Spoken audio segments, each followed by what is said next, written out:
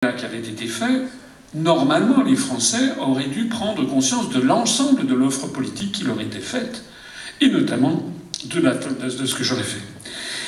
Mais ça n'a pas été le cas. De telle sorte que je pense honnêtement qu'en 2017, il y a peut-être eu, je ne sais pas, 7-8% des Français qui se sont intéressés à ma candidature. Mais pas plus. Je pense que 90% des Français... Alors il y en a qui ont entendu « Ah oui, ce type-là, ouais, ce type qui connaît les traités, là, oui, oui.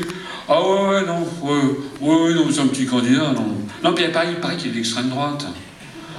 Non, puis bon, non, tu comprends, c'est un complotiste. Ah non, moi je vais voter Macron, il est beau. Il paraît qu'il est super comme type. Non, il est vachement jeune, en plus ça va.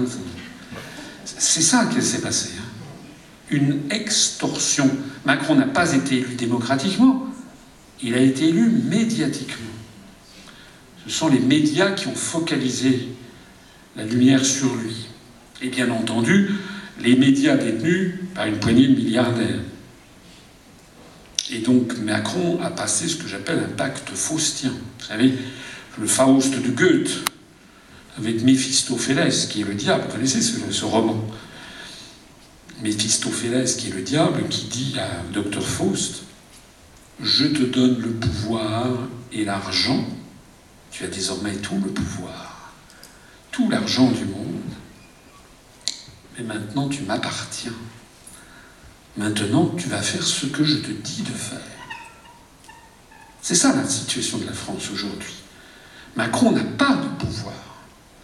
Macron, il fait de l'entertainment. Son grand débat, c'est une gigantesque fumisterie, puisque de toute façon, il ne peut pas accepter le RIC.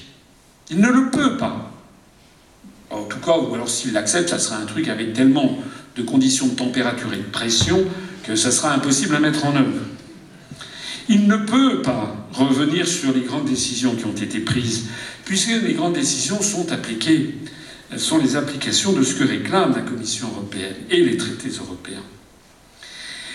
Donc, le grand débat que nous avons maintenant devant nous pour les élections européennes, c'est est-ce que ça va recommencer le coup du petit candidat, le coup de la petite liste? Parce que vous avez bien compris que le 4 avril se joue quelque chose de très important, c'est le début de la vraie campagne, et est-ce que France 2 va avoir le front d'interdire d'antenne le seul candidat qui propose la sortie de l'Union européenne? C'est très très grave. Donc vous ne savez pas que j'ai écrit à la présidente de France Télévisions, qui m'a répondu il y a quelques jours une lettre, c'est même pas elle qui a signé.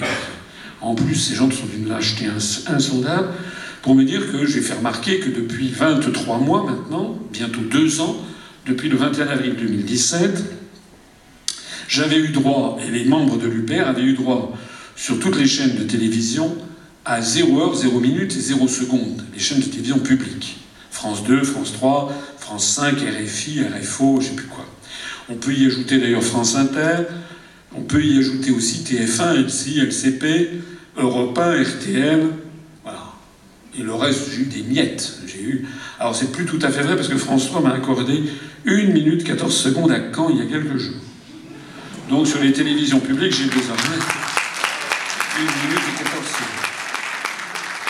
Alors j'ai quand même écrit également au CSA, on a eu la réponse hier, donc je suis heureux de vous la faire savoir.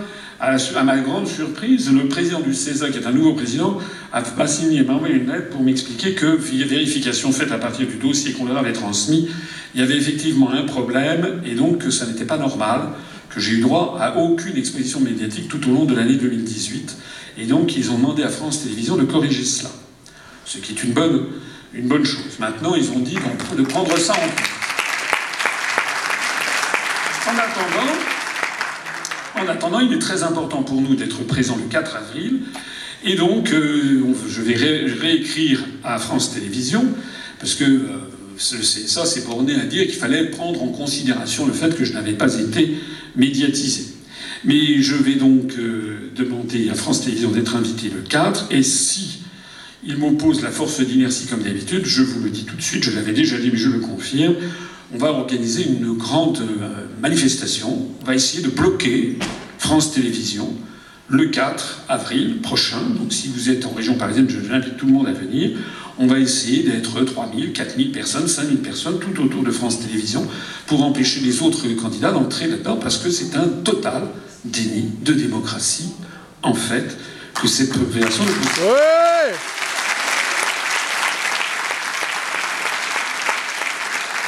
Alors, puisqu'on en est à parler de déni de démocratie, ça va me permettre de changer légèrement de sujet, mais pour y rester, et pour vous dire un mot sur ce qui est en train de se passer outre-Manche.